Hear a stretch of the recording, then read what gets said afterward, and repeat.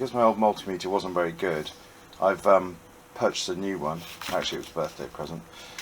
So I'm going to test the resistance on the coil again, because something is, I don't know, I just want to double check stuff before I send it off for repair. Something just doesn't quite feel right about this. So I'm going to use the multimeter, which I have no idea how to use, but I'm pretty sure we can find a continuity setting on it, and then we'll check that coil one last time. So I am connecting the positive terminal to the yellow cable, and I'm using the black negative to touch the ring of the stator to find out what we're at. And it looks like we've got 0.4 ohms, which is between the 0 and 1 ohm that we're looking for. So I'm going to test fit this back in the bike, just to see if maybe by taking it out and cleaning up the back, which I've done with some wet and dry, whether we get better results than before we took it off the bike. Everything is back on the bike. I've cleaned up the terminals and reconnected them. I've wet and dried the back of the stator to make sure that that is a good connection. So I'm going to fire her up again and just see if there's been any change at all in the lighting. If there isn't, then we're back to square one.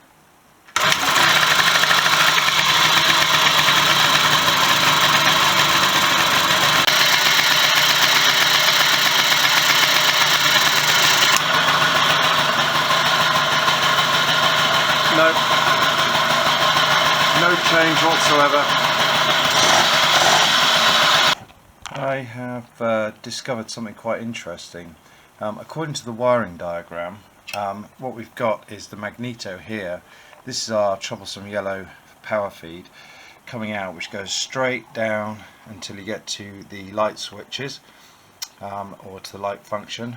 When it's turned on, it sends voltage directly to the dimmer switch, like high beam, low beam, and then to the front lamps, and it also sends power directly to the back bulb here. Okay, but what I've discovered whilst looking for the elusive CDI unit, which I might make a separate video on, is this thing here. This is not a CDI. It doesn't show anywhere on the wiring diagrams. And I had to go on to Consolidated Motor Spares to find out what this part is, and this is a 6-volt regulator. This is a 6-volt regulator. So what this does is it taps into this feed here, this yellow feed from the magneto, and it spurs off and goes direct to earth via that regulator. And I believe there is a diode in here called a Zener diode, which when it reaches a preset voltage allows voltage to flow from the magneto back to earth, thus regulating the voltage. This I think is faulty, and the reason I think it's faulty is that when I disconnect this, which apparently is a big no-no, but I did it anyway, when you disconnect this I suddenly get my headlights back, and I will demonstrate that in a second. It is really annoying that that is not shown on here, because had it been shown there and listed, then this would have been a lot easier, or certainly would have been easier to test in the first place.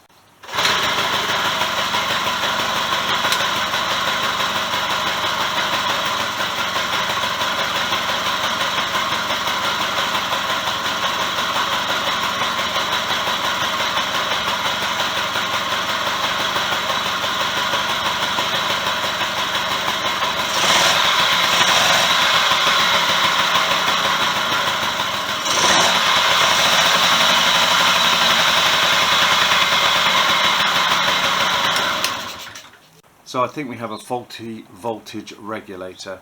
I don't think it's maintaining 6+ volts. I think it's dumping stuff out at about 3.5 volts. So I'm going to go online and see if I can get a replacement for this. And yeah, I'll come back in a few days and we'll see what happens. So a brand new regulator from Rex's Speed Shop. It was 36 quid and some pennies. It's a potted single Y unit which earths through the chassis like the original and has a single input. The only slight difference is I need to change the terminal on the end of it, but hopefully that will sort our problem for us. Also included in £36 was a brand new rectifier. This is not it, this is the old one. When I was taking the old one out, I snapped the pin off it, but it is quite badly corroded, so no harm in changing that. Included in it was this wiring diagram which shows exactly the problem we're having. We've got the coil sending it off feed to the lighting circuit, and you can see this spur here with the voltage regulator.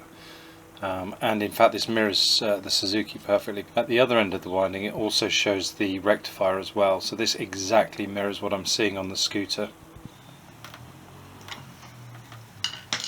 The case has of the voltage regulator has to be earthed, so I need to just check that we have continuity. That's good, so we've got earth from the case. These are all connected. Let's start her up and see what happens with the lighting.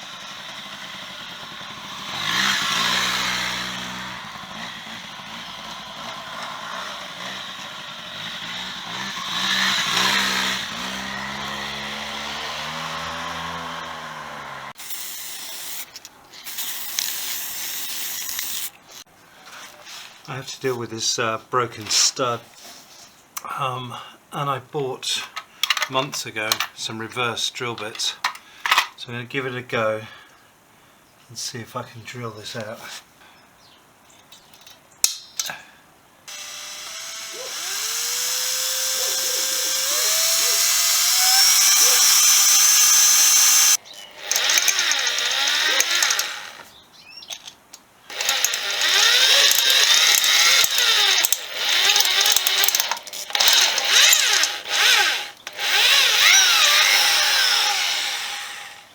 I'll just try putting a tap through that.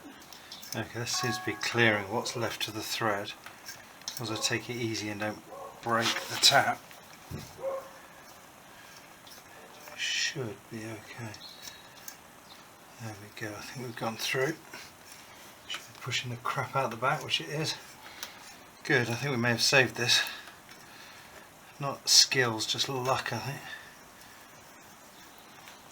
Freshly painted, straight out the oven, nice and warm still. I've got a new gasket on order for this, so there was a missing gasket, which explains why there's so much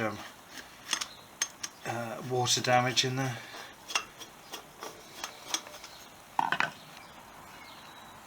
And I'm putting some copper grease on these brand new stainless fixings, M6 JIS screws. Okay, so our freshly painted new screws looks very smart.